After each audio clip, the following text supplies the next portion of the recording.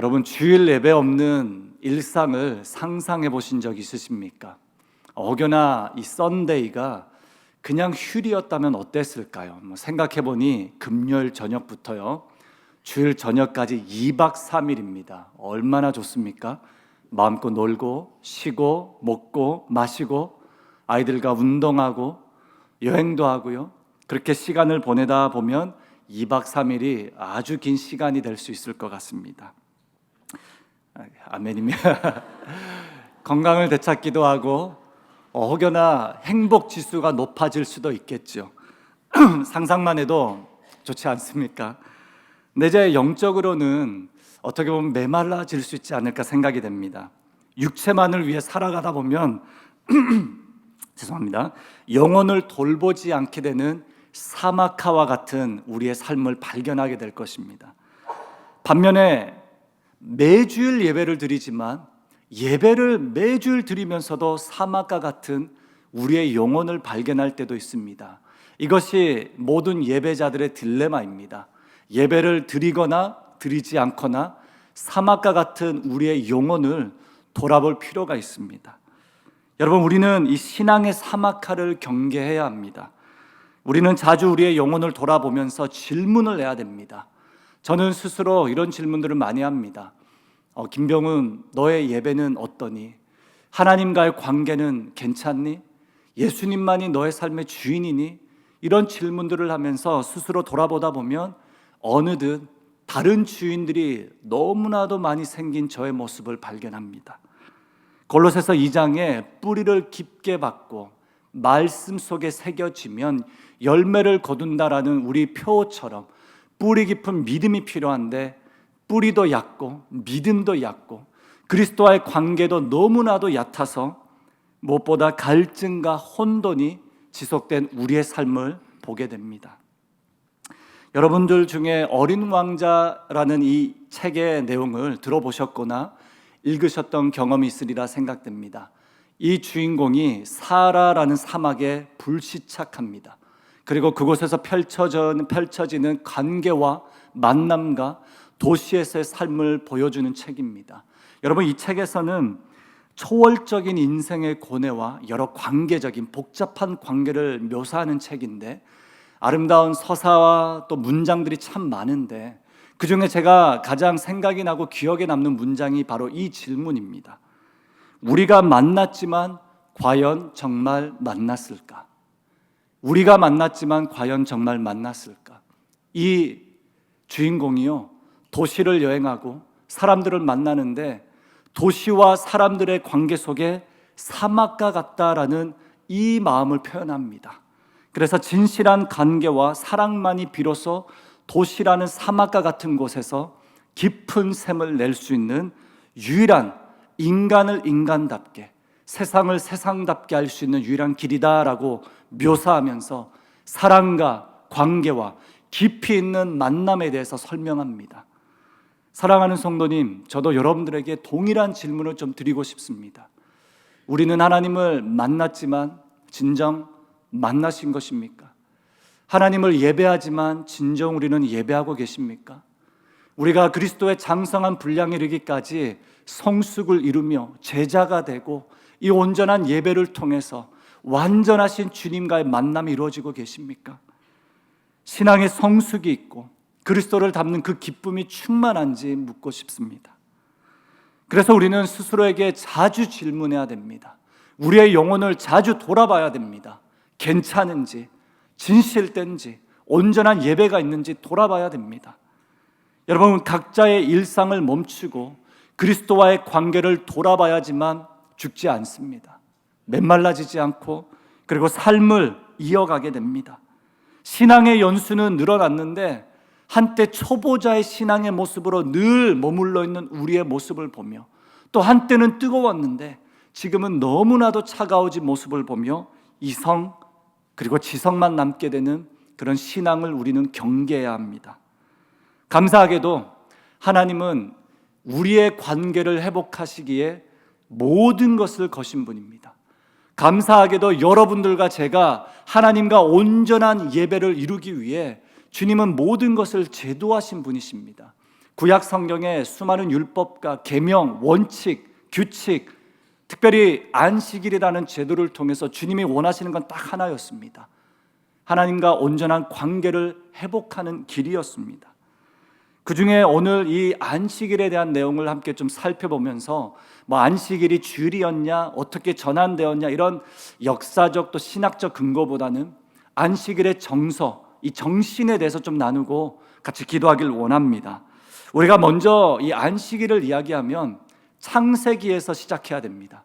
창세기에서 하나님이 안식하셨습니다. 이 창세기적 안식일은 하나님이 모든 것을 창조하신 다음에 심히 보기에 좋았더라, 매우 만족하셨습니다. 그리고 하던 일을 멈추시고 피조하신, 창조하신 피조 세계를 보며 자신의 복을 흘러보내 주셨습니다. 내 복을 받아라, 내가 너의 창조주다, 나의 모든 것은 너의 것이다 라는 이 창세기적 복을 흘러보내 주셨습니다. 그래서요, 이 창세기의 안식일을 기념하는 우리로서는 하던 일을 멈추고 하나님이 여러분들의 삶에 이루시는 아름답고 놀라운 재창조의 영광을 바라봐야 합니다. 그리고 잠시 멈추어 서고 하나님이 이루시는 모든 일들에 감탄하며 나아가는 것입니다. 이것이 완전한 창세기적 안식일의 교제입니다. 그리고 이제 출애굽기로 좀 넘어가 봅시다. 출애굽기에서 안식일은 이스라엘 백성들이 멈추고 근원을 회복하고 구원하시는 하나님을 발견한 시간이었습니다. 아시는 대로 이 이스라엘은 400년간 이집트의 포로였습니다. 400년간 포로 생활하면서 정서적인 노예가 되었고 삶이 피폐해졌고 모든 경건과 모든 신앙은 무너졌습니다. 저들은 바라오, 이 이집트의 왕 바로를 위해서 살아왔고 모든 활동이 다 바로에게 집중된 삶을 살아왔습니다. 그래서 하나님은 강권적으로 이 일을 멈추고 오직 하나님만을 위하도록 안식일을 제도하신 거예요. 여러분, 신명기 5장 15절 함께 읽겠습니다. 너는 기억하라, 내가 애굽 땅에서 종이 되었더니 내 하나님 여호와가 강한 손과 편팔로 거기서 너를 인도하여 내었나니 그러므로 내 하나님 여호와가 내게 명령하여 안식일을 지키라 하느니라. 아멘. 이스라엘이 이 출애굽한 이후에 출애굽의 영광을 담아낸 광야 생활을 시작했습니다. 광야는 길었지만 포로 생활도 있었지만 하나님이 안식일의 제도를 통해서 기억해라, 내가 너의 하나님이다, 너는 바로의 노예가 아니라 나의 백성이다, 선민의 의식을 회복시켜 주신 겁니다. 그리고 이 삶을 이어가면서 기억하도록 안식일의 제도를 만들어 주셨습니다. 여러분, 이 안식일이 신약으로 넘어와서는 보다 구체적이고 체계적으로 전환되었습니다. 특별히 예루살렘을 떠난 유대 디아스포라 사람들이 매우 많았기에 이 안식일의 주인 되신 하나님보다 안식일의 주인이 되고자 했던 유대 종교 지도자들이 이 날에 대한 규칙과 원칙을 만들기 시작했습니다. 문제는 저희 요즘 시대와 비슷한 문제들을 가지고 있었는데요, 여행의 문제, 경제적인 활동의 문제, 개인의 레저의 문제로 안식일을 범하는 사람이 없도록 원칙과 규칙 위에 더 엄격한 제도를 만들기 시작했습니다. 그래서 새로운 창조를 만드시고 이 백성을 구원하시고 엑소더스라는 새로운 백성의 능력과 권세를 주신 이 이야기는 없어지고 제도와 원칙만 남게 되었습니다. 하물며 유대 종교 지도자들은 예수님과 예수의 제자들을 안식일을 범하는 일로 비판하고 정죄하기 시작했는데 요한복음 5장 16절에 이렇게 기록합니다. 그러므로 안식일에 이러한 일을 행하신다 하여 유대인들이 예수를 박해하게 된지라. 여러분, 안식일의 문제로 예수를 박해하는 자리까지 갔습니다. 그리고 안식일의 문제로 예수님을 죽이기까지 했습니다. 오늘 이 마태복음 12장엔 더 재미있는 이야기가 등장합니다. 예수님이요, 말하든 말든 상관하지 않고 계속해서 안식일에 일들을 행하시는데 이 제자들이 사역을 하다 보면 이제 배가 고픈 거예요. 배가 고파서 예수님과 걸어 다니다가 밀 이삭을 잘라 먹었다라고 합니다. 아까 2부 예배 끝나고 어떤 권사님이 저 밀 이삭을 먹어본 적이 있습니다라고 말씀하시면서 가셔서 궁금해지기 시작했습니다. 근데 이제 이 밀 이삭을 먹었는데 여기에서 실제로 안식일에 밀 이삭을 조금 따서 먹는 것을 금하는 법이 있다 없다라는 이런 신학적인 논쟁이 아직까지 있습니다. 그러나 유대 지도자들은 안식일을 범한 예수를 비난하고 비판하는 것에 재미를 붙은 것 같습니다. 끊임없이 비난하고 비판하다가 제자들을 보면서 그 나물에 그 밥이라는 거예요. 저 봐라, 규칙도 원칙도 율법도 계명도 없는 저 사람들 봐라 라며 제자들을 비난하기 시작합니다. 예수님은 그래서 오늘 본문에서 갑자기 다른 이야기를 꺼내십니다. 이 진설병이라는 단어가 나옵니다. 진설병은 레위기에 아주 특별하고 따끈따끈한 거룩하게 구별된 빵이었습니다. 이 빵을 먹는 사람들은 대다수 제사장들이었습니다. 일반인들은 먹으면 안 되는 빵이었습니다.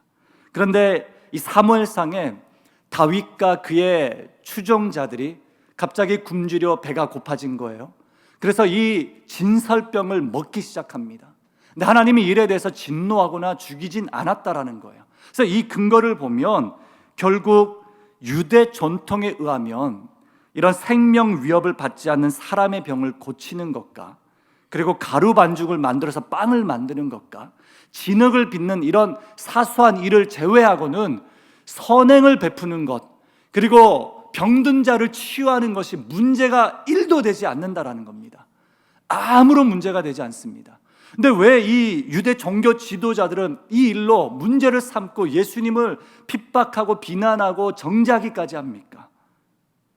생각해보면 하나님의 의도와 목적이 담긴 안식일의 정신, 안식일의 정신은 사라지고 안식일의 원칙만 남아있었고 안식일의 주인 되시는 하나님은 보이지 않고 그들이 안식일이 주인이 된 것입니다. 예수님은 이 모든 불협화음 속에 한마디로 모든 상황을 정결케 하십니다. 마태복음 12장 8절입니다. 함께 읽겠습니다. 인자는 안식일의 주인이니라 하시니라. 아멘. 여러분 누가 주인이십니까? 인자이신 그리스도가 안식일의 주인이십니다. 인자는 예수님은 의도적으로 안식일의 문제를 계속해서 수면 위로 끌어올립니다.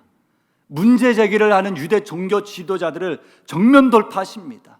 그리고 내가 원하는 안식일의 제도를 다시 한번 개혁하고 싶다라는 예수님의 강한 의도가 담겨 있는 본문입니다.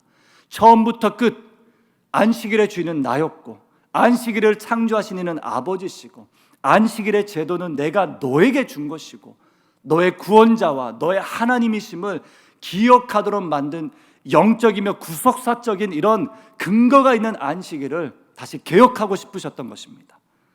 그래서 여러분 우리가 살기 위해 우리의 영혼이 다시 메마르지 않기 위해서는 이 안식일의 제도를 다시 한번 회복하고 개혁해 하시는 하나님의 의도를 하나님의 정신을 다시 한번 파악할 필요가 있습니다.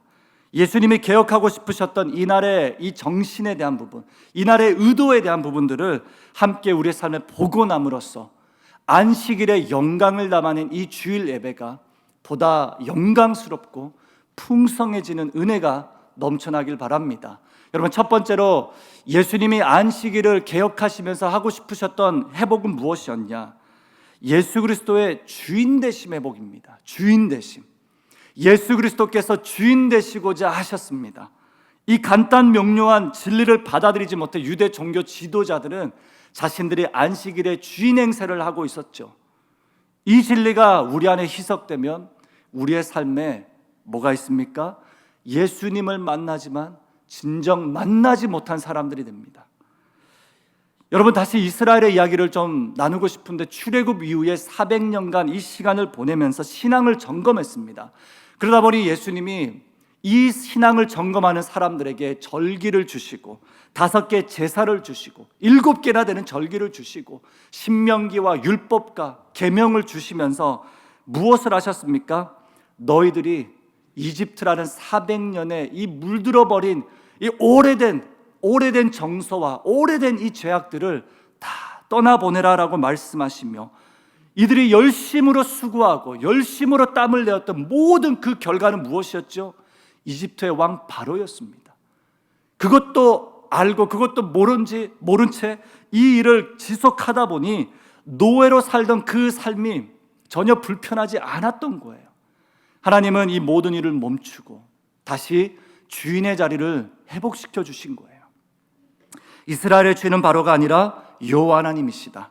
여호와만이 너를 구원하고 홍해를 가르고 너를 인도하겠다라는 하나님의 영적인 의도가 이 안식일에 담겨져 있습니다.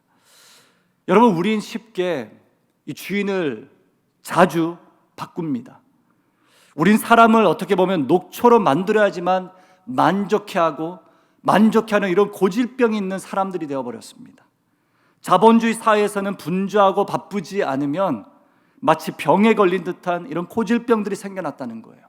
여러분, 자본주의 사회에서는 우리가 더 가지고 더 누리고 더 많은 것을 경험하지 않으면 안 된다라고, 죽는다라고 말합니다. 그러다 보니 사회나 나 자신이 만든 틀이 너무 많이 생겼습니다. 원칙이 있고 규칙이 있고 세상살이 하다 보면 많은 울타리가 생겨졌습니다. 어느덧 그래서 우리가 열심을 내는데, 궁극적으로 열심을 내는데 이집트의 왕 바로를 위해서 일하고 있는 우리의 모습을 발견하는 거예요. 삶의 만족이 있고 평온의 자리에 이르렀지만 영혼은 사막처럼 메말라 가는데도, 열심을 내는데도 바로를 위해서만 일하고 있는 우리 스스로를 발견합니다.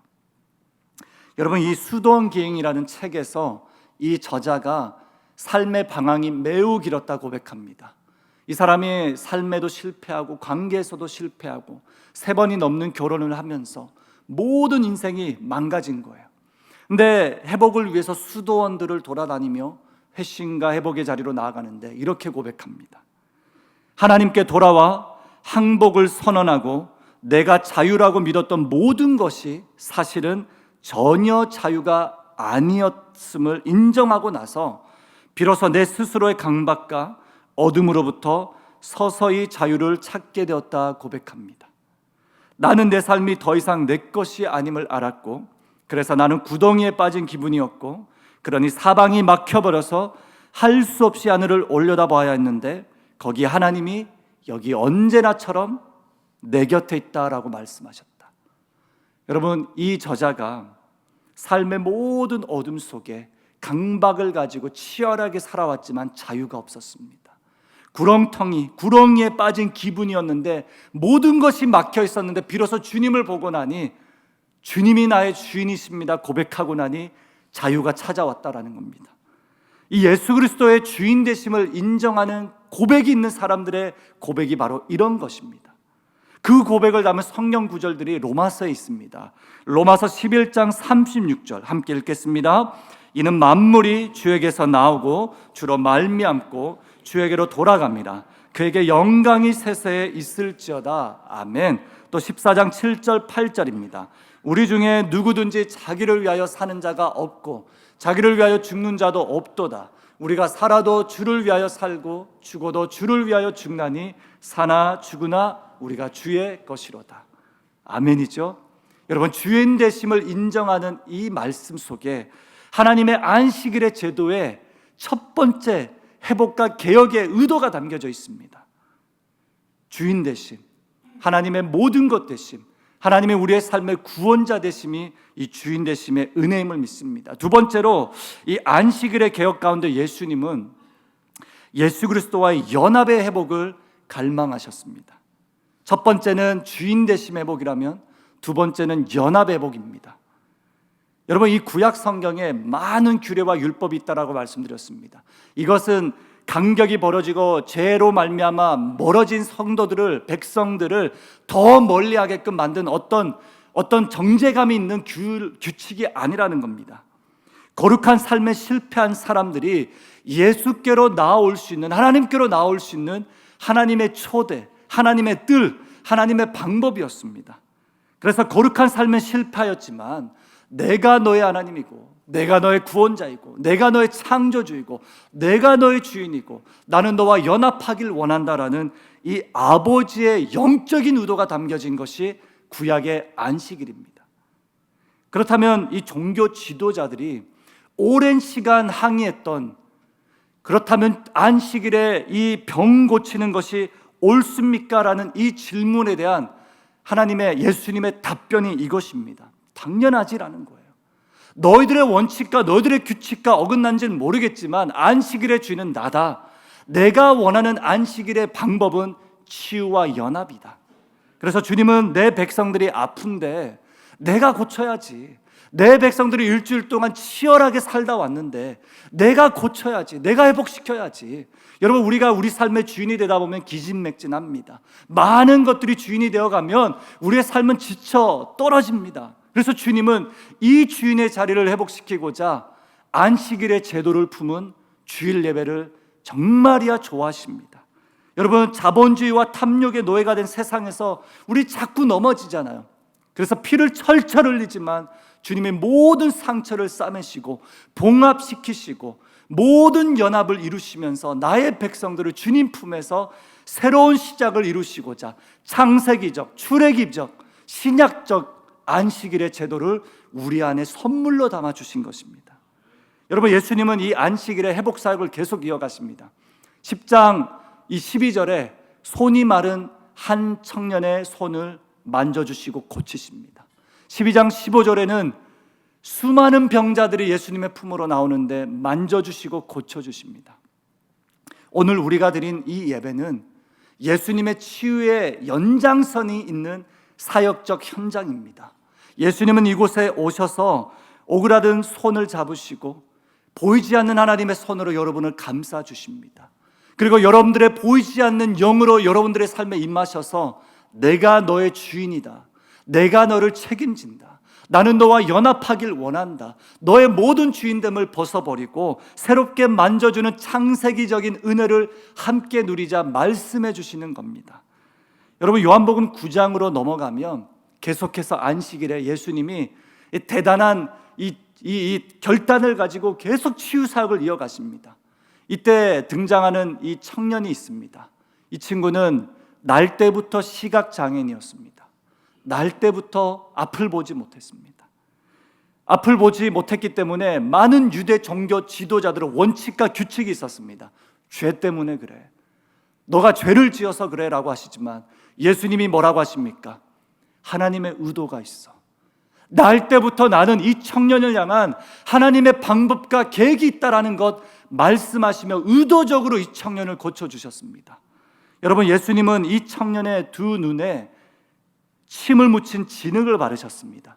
예수님의 침에 어떤 대단한 힘이 있는 게 아니라 이 영적인 사건을 통해서 어디로 보내십니까? 실로암으로 보내십니다. 이 실로암으로 보내실 때 진흙이라는 이 펠론이라는 원어는요, 로마서에서도 사용된 단어입니다. 함께 읽어보겠습니다. 9장 21절에 토기장이가 진흙 한 덩이로 하나는 기 쓸 그릇을 하나는 친히 쓸 그릇을 만들 권한이 없느냐. 보세요. 평범한 흙이 토기장이신 예수님의 손에 들리고 나니 이 청년의 모든 어두움들이 순식간에 빛으로 전환되었습니다. 여러분, 이 청년이 실로암으로 보냄받은 건 맞습니다. 실로암은 보냄받았다라는 뜻이잖아요. 그러나 사실상 예수님이 청년에게 보냄받으신 겁니다. 예수님이 여러분들의 삶에, 우리의 삶에 보냄을 받으신 것입니다. 예수님이 보냄받으셔 이 예배 가운데 오셔서 우리의 어두움들은 떠나가고 빛으로 임하시는 영광을 담아낸 안식일의 영적 제도를 만들어 주셨습니다. 그래서 새로운 창조를 이루시고 예수님이 보냄받은 모든 상처 입은 영혼들, 예수님이 보냄받은 모든 연약한 지체들, 예수님이 보냄받은 모든 여러분들의 가정과 개인의 삶에 주님은 치유의 능력과 역사를 이어가고 계십니다. 그래서 매주 올려드리는 이 예배 자리에서 우리 예수님은 인생을 만지고 고치시고 계십니다. 토기장이가 새롭게 빚어주시는 아름다운 창조의 이야기가 이곳에서 이루어지고 있다는 겁니다. 우리 인생에 새로운 길과 대안을 만들어 주시고 나아갈 힘을 공급해 주시고 여러분, 막혀있던 길이 열리고 우리의 영안이 열리는 자리, 바로 이 안식일의 영광을 담은 예배 자리입니다. 구약학자 이 월트 브루만이라는 신학자가 있습니다. 이 사람이 안식일에 대해서 정말 잘 정리했는데요, 제가 짧게 읽어드리겠습니다. 불안과 강요, 경쟁과 소비의 현대 문화에서 안식일은 교회 정체성의 핵심이자 인간을 위한 희망으로서 제어가 불가능한 이 시대에 예수님이 건네주신 성찬의 빵과 잔을 가슴으로 받아들이고, 그리고 기독교 전통 속에 자리한 본질적인 안식일의 개념, 즉 주와의 사귐, 십자가의 은혜를 누림, 그리고 주와 하나 되어 연합됨을 발견하는 시간이다. 뭐라고 말합니까? 사귐, 은혜를 누림, 주와의 연합을 이루는 그 자리가 안식일의 본질이요, 안식일의 정체성입니다. 여러분, 흐트러진 우리의 마음과 우리의 예배와 우리의 영혼을 새롭게 할 수 있는 분은 오직 예수 그리스도이십니다. 이 예수 그리스도께서 실로암처럼 보냄받은 이곳, 이 예배 터전에서 여러분들의 모든 영혼을 창세기처럼 새롭게 빚어주시고 창조하십니다. 그는 우리의 토기장이며 우리는 그의 진흙이기 때문에 주께서 우리를 만져주신다라는 겁니다. 그래서 예수님이 제도하신 이 안식일만이 이집트라는, 이스라엘 백성들의 이집트라는 이 기나긴 파라오의 시스템에서 우리를 건져낼 수 있다는 겁니다. 여러분, 이들이 떠나고 이스라엘 백성들이 내려놓아야 했던 것은 어떤 이집트에서의 지리적 떠남만의 문제가 아니었습니다.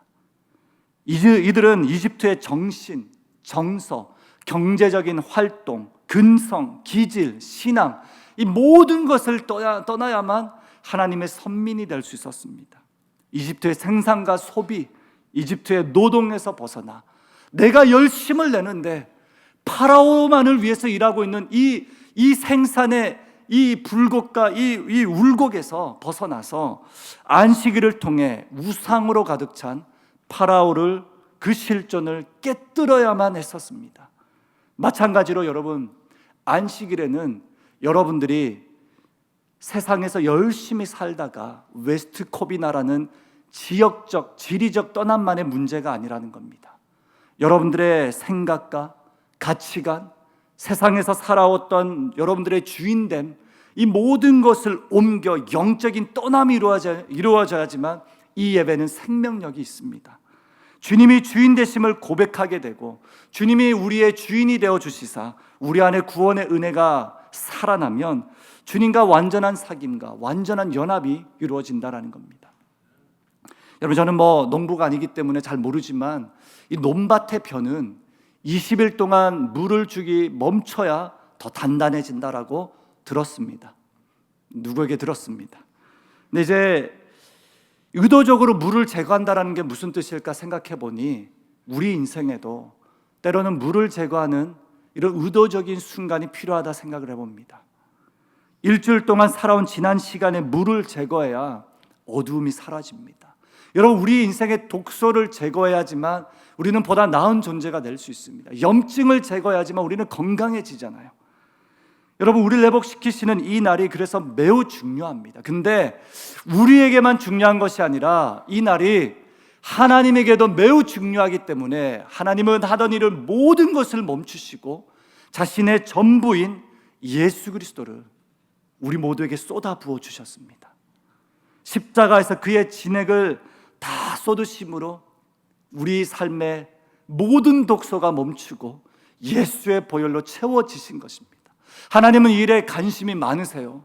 하나님은 우리를 회복시키시고 온전한 연합을 이루고 새로운 시작을 만드시며 우리의 주인 되시는 일에 아주 관심이 많다라는 겁니다.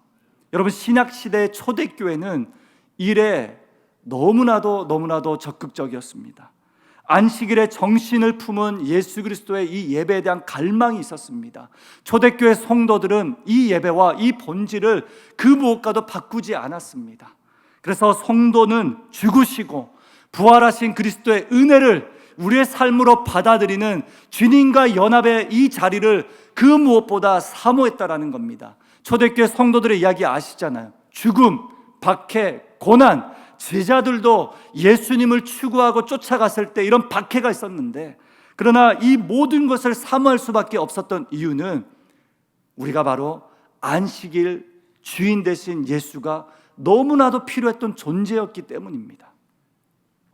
여러분, 그래서 오래 지났지만 감히 팬데믹이 안식일의 영광을 담아낸 우리의 예배를 대체할 수 있을까? 감히 여러분, 우리의 레저와 우리의 취미 생활과 우리의 일상과 우리의 어떤 우선순위와 주인됨의 자리가 이 영광을 담아낸 예배를 대체할 수 있을까요? 어떤 주일 성수, 어떤 율법적인 이야기를 하는 게 아니라 이 예배를 사랑하는 일에 대해서 말씀드리는 겁니다. 여러분, 우리 초대교회 성도들은 박해와 핍박과 고난과 패스트와 질병과 하물며 순교와 이런 목숨을 거는 일을 통해서도 성도는 예배를 사랑했습니다. 예배를 지킨 게 아니라 예배를 사랑했습니다. 그 무엇과도 바꿀 수 없었던 그 자리를 사모했다라는 겁니다. 여러분, 처음 드렸던 질문 다시 한번 좀 드려보겠습니다. 그렇다면 주일 없는 일상을 상상할 수 있으십니까? 불가능하리라 믿습니다. 우린 주님 없이 살 수 없고, 주님과 연합해야지만 숨을 쉴 수 있고, 주님과 하나 돼야지만 우리는 하나님의 자녀됨의 아름다움을 이룰 수 있습니다. 마무리하면서 여러분, 예배자의 길 멈춘 그런 시간을 경험하신 적이 있으실 겁니다. 의도적으로 예배 자리, 예배를 멈춘 성도들이 참 많습니다. 저도 그 중에 한 명입니다. 제 생에 가장 어둡고, 제 생에 가장 비관적이고, 가장 부정적이고, 가장 치열했던 순간이 바로 예배를 멈춘 때였습니다. 하나님 때문에라 생각했지만 사실 생각해보면 내 안에 너무나도 많은 주인들이 있었고, 내 안에 많은 독소들이 있었습니다. 굳이 핑계를 대자면, 군대에서 제가 이제 자원해서 군대를 갔거든요. 굳이 안 가도 되지만 한국이 너무 좋아서 군대를 갔는데, 군대에서 비인격적인 목회자를 만났습니다. 여러분들 가운데 목사님 때문에 신앙을 떠난 분들이 계시다면 정말 진중하게 사과합니다. 우리 열심히 살아야 됩니다, 목회자는. 근데 이 목사님 때문에 저는 신앙과 교회와 예배를 내려놨습니다. 근데 또 이 군대 생활하는 친구들 가운데 그리스도인이라고 하는데, 가정도 있는데 윤리적 개념이라는 건 1도 없는 친구들 때문에 마음의 상심도 있었고 실망도 했습니다. 근데 이제 2004년, 2005년에 여러분들이 아시겠지만 한국교회 교단의 문제, 교계의 문제가 뉴스에 막 거론되기 시작했습니다. 치열했고 아팠고 두려웠습니다. 그러면서 제가 그때 또 이상한 책들에 빠지기 시작하고 말씀을 등한시하고, 그러면서 생각해보면 약 1년 반 동안 교회 예배를 드리지 않았던 거예요. 잘 지냈습니다. 아무렇지도 않았습니다. 정신 차리고 보니 기독교인이라는 이 말이 매우 거부감스럽더라고요. 어떤 신에게 의존적으로 살아간다라는 인간이 약해 보였고요. 그래서 내 길을 개척해보자, 내 삶을 좀 이어가보자라는 마음으로 삶을 이어가기 시작했습니다. 여러분들이 아시겠지만 한국에서 살아남기 위해서 뭐가 필요합니까? 2가지입니다. 스펙과 돈입니다. 강대상에서 이런 말을 하면 안 되지만 한국 현실이 그렇습니다. 제가 군대 전역하기 전에 뭐라도 해보자, 돈 되는 건 다 해보자, 열심히 자격증 따다가 이제 전역하고 어떤 국제 비영리 이 기구에 들어가서 인턴십으로 일을 하면서, 제가 그때 접했던 이 프로젝트는 그거였습니다. 남미의 마야 잉카 문명의 마추픽추라는 이들이 섬기는 태양신에 대한 연구 프로젝트를 번역하는 거였습니다. 웃기지요? 그렇게 제가 살다 보니 이틀간 자료를 읽어 나가는데 참을 수 없는 이 가벼움, 견딜 수 없는 어떤 통증과 아픔, 두려움, 밀려오는 압박과 연약함과 하나님을 떠나 살아왔던 지난 날들에 대한 후회와 아쉬움, 실존하시는 하나님에 대한 민망함과 죄송함이 막 밀려오면서 이틀만 하고 그만뒀습니다. 그리고 오랜만에, 정말 오랜만에 신학생이었는데도 1년 반 동안 읽지 않았던 성경책을 다시 펼쳤습니다. 그리고 창세기 1장을 읽어가는데 이런 말씀이 있었어요. 태초에 하나님이 천지를 창조하시니라. 보시기에 심히 좋았다. 남자와 여자를 만들고 정복하고 다스리고 그들을 복주었다라는 이 하나님의 실존과 주인 되심을 인정하는 그 순간에 제 인생에 회심이 일어났습니다. 생각해보면 만 25세가 돼서야 제가 진실로 하나님을 믿게 되었고 일평생 모태신앙으로 살아왔다 생각했는데 그때 비로소 하나님을 주인으로 받아들이기 시작했습니다. 그리고 내 안에 모든 불신, 인본적이고 무신론적인 가치와 생각들이 떠나가기 시작했고 그때 내 안에 예배가 살아났습니다. 예배는 이런 것이었습니다.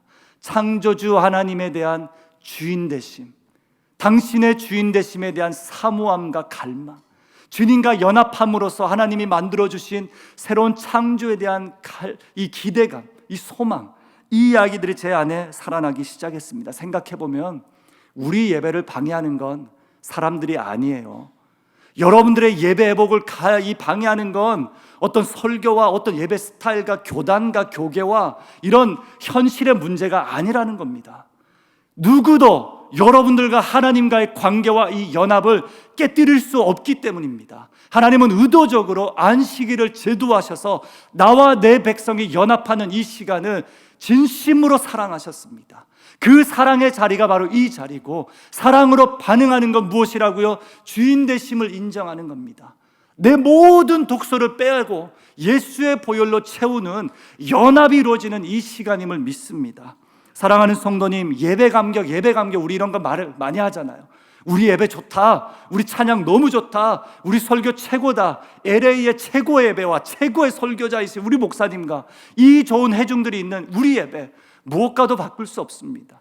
근데 그게 결국 여러분들의 예배 회복입니까?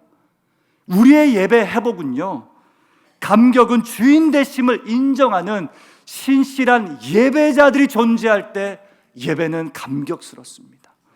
예배 회복은 주인 되신 하나님 앞에 신실하게 연합한 성도님들이 계셔야지만 예배는 뜨겁고 감격스러운 것입니다. 사랑하는 성도님, 진심으로 예배와 주일을 사랑하는 성도로 다시 세워지길 소망합니다. 그리고 지난 한 주에 어두웠던 시간, 두려웠던 생각들, 독소로 가득한 나의 일상의 이 연약함들을 제거해 주시는, 치유하시며 새로운 창조를 만드시고 내가 너의 하나님이다 기억하게 해주시고, 하나님이 기억하도록 모든 길들을 만들어 주시고 모든 상황들을 준비시켜 주셔서 여기까지 여러분들이 오신 것입니다. 은혜가 아니겠습니까? 은혜는 이 예배의 자리로 불러주신 하나님에 대한 반응입니다. 탐욕과 욕망의 바다에서 나와 주님으로만 체험받는 신실한 예배자 되시길 바랍니다. 제 삶에 예배가 회복되는 그 순간이 언젠지 아십니까? 목사이기 때문에 거룩해야 된다, 이 부담감이 아닙니다. 목사이기 때문에 하나님을 주인으로 모실 수 있고 하나님만을 주야로 영화롭게 할 수 있고, 목사이기 때문에 주님과 연합하여 일평생을 힘들지만, 때로는 주말이 2박 3일이길 원하지만, 때로는 주일이 그냥 평일이길 원하지만, 그러나 하나님은 그 주일을 통하여 약속하신 것이 있기에 예배할 때마다 영적인 가치가 살아나고, 예배할 때마다 영적인 기준이 내 안에 자리 잡아 우리의 삶에, 저의 삶에 이 이루 말할 수 없는 기쁨이 넘쳐나리라 믿습니다. 안식일의 정신이 여러분들의 삶에 다시 한번 좀 회복되면 좋겠습니다. 주인이 되어 주십시오. 주님과 연합하길 원합니다. 나의 독소를 제거해 주시고 하나님과 하나 되길 원합니다. 보시기에 심히 좋았더라라는 창조적 모습으로 돌아가 복귀에 하나님 안에 풍성한 은혜 누리시길 주님의 이름으로 축복합니다. 우리 이 마음을 담은 우리 찬양으로 함께 나가길 원합니다.